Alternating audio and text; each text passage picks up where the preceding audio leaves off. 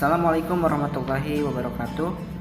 Di kesempatan kali ini saya akan mencoba menjelaskan secara singkat TOEFL Structure menggunakan jenis TOEFL untuk handphone Android. Langsung saja di materi kunci Structure bagian 1. Semuanya ada 60 pembahasan ya. Kita lanjut di pertama kali di pembahasan 1 atau kunci rahasia 1 berjudul pastikan kalimat memiliki kesesuaian subjek dan verb. Jadi subjek dan verb itu berpasangan ya, bisa untuk kalimatnya verbal atau kalimatnya non verbal. Subjek udah pada tahu semuanya ya, itu kata ganti orang atau orang, bisa subjek, bisa benda, hewan atau tumbuhan. Dan verb itu adalah kata kerja. Nanti kata kerjanya bisa berbentuk verb 1, verb 2 atau verb 3. Kalau verb 1 berarti dia untuk simple present tense atau aktivitas rutin dilakukan setiap hari, atau verb kedua itu aktivitas yang sudah dikerjakan pada masa lalu, dan verb 3 itu pekerjaan yang sudah dikerjakan tapi masih berlangsung dan belum berakhir. Nah, di sini Anda tahu bahwa kalimat dalam bahasa Inggris harus memiliki kesesuaian subjek ya. Jenis yang paling umum dalam pertanyaan struktur TOEFL tes ialah mengenai subjek dan verb. Mungkin di dalam kata yang dikosongkan, kalian harus jawab tuh. Jadi yang di dalam kosong itu dia apa yang kosong, apakah subjek atau verbnya. Bisa berisi juga subjek atau verb atau keduanya kosong, nggak ada subjek dan verb. Jadi di pilihan gandanya tinggal kalian cari keduanya, subjek dan verb, atau salah satunya subjek atau verbnya. Di contoh ke-1 di sini titik-titik atau garis bawahnya was back up 4 miles on the freeway. Oke, jadi yang kosong ini subjek apa verb? Ya, subjek ya, karena verbnya udah tahu, yaitu was back up. Verbnya berjenis pasif, kalimat pasif. Ingat ya, kalimat pasif itu rumusnya gampang, adanya to be dan verb yang berbentuk ketiga. Boleh verb 3 itu boleh regular atau irregular. Kalau regular berarti dia tambahkan akhiran e sama d ya, atau d saja di akhir verb kedua dan verb ketiga.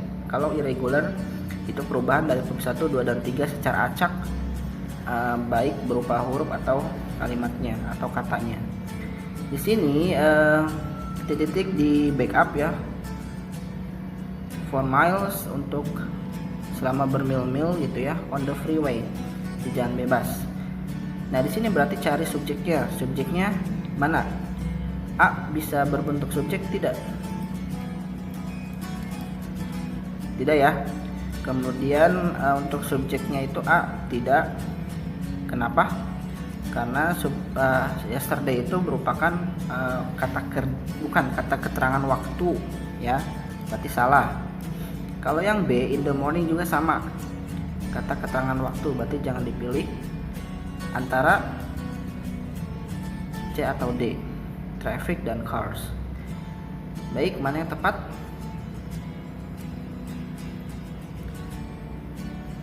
Ya betul, jadi jawabannya yang C ya. Oke, kenapa jawabannya C? Nah, dalam contoh di atas kalian bisa melihat langsung bahwa ada sebuah kata kerja verb tapi tidak ada subjek ya. Jawaban C adalah jawaban yang tepat karena mengandung subjek tunggal atau traffic, dan sesuai dengan kata kerja tunggal juga ada was, to be bentuk kedua ya. Jawaban A yesterday dan jawaban B in the morning itu tidak sesuai atau bukanlah subjek, melainkan mereka tuh keduanya kata keterangan waktu, dan itu tidak benar. Meskipun jawaban D cars itu betul berfungsi sebagai subjek pada kalimat, tapi dia tidak sesuai atau tidak selaras dengan verbnya, karena verbnya kan dia singular, jadi subjeknya membutuhkan subjek singular juga. Baik begitu ya. Jadi pasangannya singular subjek ya, singular subjek berpasangan dengan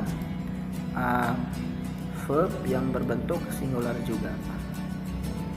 Verb yang berbentuk singular biasanya untuk kalimat verb yang bentuk pertama dia ada akhiran huruf s atau is pada akhir kata kerjanya. Tapi kalau untuk verb berbentuk kedua tidak ada, dan begitupun verb berbentuk ketiga. Jelas untuk contoh satu. Contoh keduanya di sini engineers ya, engineers for works on the new space program. Ilmuwan untuk pekerjaan program luar angkasa yang baru. Mana yang kosong, subjek apa verb?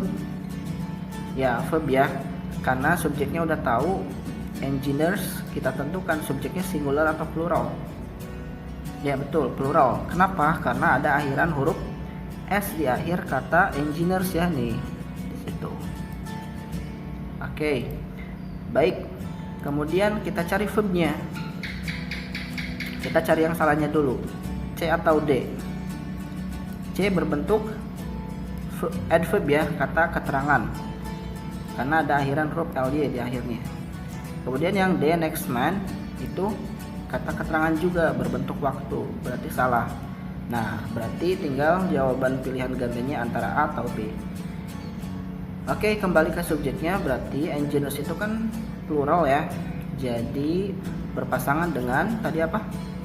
Verb yang berbentuk plural juga. Mana berbentuk plural verbnya? Necessary? Bisa jadi B, are needed. Nah, berarti jawaban yang tepat adalah yang are needed. Kenapa? Karena di sini bentuknya kata kerja pasif karena ditandai dengan to be berpasangan dengan subjek plural. Begitupun to be-nya juga plural yaitu are. Jadi artinya dibutuhkan, bukan membutuhkan. Jadi insinyur dibutuhkan untuk pekerjaan program luar angkasa yang baru ini. Jelas ya? Oke. Lanjut di contoh ketiga. Fitzgerald the society of the 1920 in his novel The Great Gatsby. Cari yang kosong di titik ininya. Verb atau subjek? Ya, verbnya nggak ada ya. Subjeknya udah tahu, berarti subjeknya adalah Fitzgerald. Fitzgerald tentukan subjeknya singular atau plural. Ya betul, singular ya. Jadi di sini cari pasangan singular verb dengan apa tadi? Verb yang berbentuk singular juga. Ya. Oke. Mana di pilihan gandanya verb yang singular? A bisa jadi. Tidak ya, karena reflect itu subjeknya plural karena tidak ditandai dengan huruf e sama s atau is di akhirnya. B bisa jadi atau tidak? Bisa jadi ya, karena ada tanda huruf akhiran s di akhir kata kerjanya, merupakan kalimat atau kata kerja tunggal. Are reflecting, betul? Salah ya. Kenapa? Karena di sini membutuhkan adanya verb atau to be yang plural. Begitupun yang D, have reflected, have-nya di sini plural. Jadi C dan D ini tidak sesuai karena mereka adalah bentuknya plural verb, ya plural verb, yang mana tidak sesuai dengan subjeknya Fitzgerald yaitu singular. Jadi hanya jawaban yang B saja yang sesuai dengan Fitzgerald atau singular subject dan pasangannya verb yang berbentuk singular juga diakhiri dengan huruf is ya. Baik, itu aja penjelasan di contoh 1, 2, dan 3. Rumus kunci 1 harus diperhatikan untuk kalimat nonverbalnya. A itu berarti to be bentuk satunya am, you, they, we bentuknya untuk kesatunya are, she, it bentuk to be kesatunya is. Sedangkan untuk I bentuk kedua to be nya was, she, it itu was, dan they, you, we bentuk to be keduanya adalah were. Ini khusus untuk nonverbal atau kalimat yang isinya bukan kalimat aktivitas atau pekerjaan. Untuk nonverbalnya di sini bentuk simple present tense I, you, they, we verb 1 ya. Nah, untuk khusus di she, it-nya dia bentuknya kata kerja ditandai akhiran atau tulisan huruf S atau IS. Dan untuk they itu verb 1. Lalu untuk auxiliary-nya berarti dia kalau I, you, they, we dia pakainya have. Kalau she, he, it dia pakainya has. Begitu. Oke, jadi kesimpulannya adalah kesesuaian antara subjek dan verb pada kalimat. Ya, kalau subjeknya itu singular, ya, singular subject, berarti dia pasangannya adalah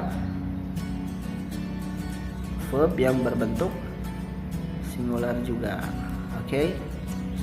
Kemudian ini yang pertama. Yang kedua, kalau subjeknya itu plural, ya, plural, berarti pasangannya adalah verbnya yang plural juga. Oke. Nah, kembali ke pembahasan 1. Jadi verb yang berbentuk singular itu biasanya diakhiri huruf S atau IS khusus untuk tenses yang simple present tense atau verb bentuk verb 1, ya. Di situ. Hanya ini. Biasanya untuk penambahan S atau IS itu di kalimat positif. Di kalimat negatif atau interrogatif dia biasanya pakai das, ya. Untuk nomor 2 aturannya berarti verb yang berbentuk plural dia tidak ada penambahan huruf S atau IS, ya, salah. Berarti yang ada di subjek pluralnya khusus ditambahkan akhiran huruf S atau IS menunjukkan bendanya lebih dari 1. Sekian, terima kasih pembahasan bab pertama. Kunci rahasia pertama, pastikan kalimat memiliki kesesuaian subjek dan verb, baik non verbal atau verbal, dan ditandai dengan tensesnya bentuk simple present tense, past tense atau present perfect, verb 1, 2 atau 3. Terima kasih. Tulis komentar kalian di kolom komentar. Apabila ada kesalahan mohon dikoreksi. Jika ada saran silahkan ditambahkan dengan referensi yang akurat, ya. Terima kasih. Di kesempatan video pembahasan TOEFL Structure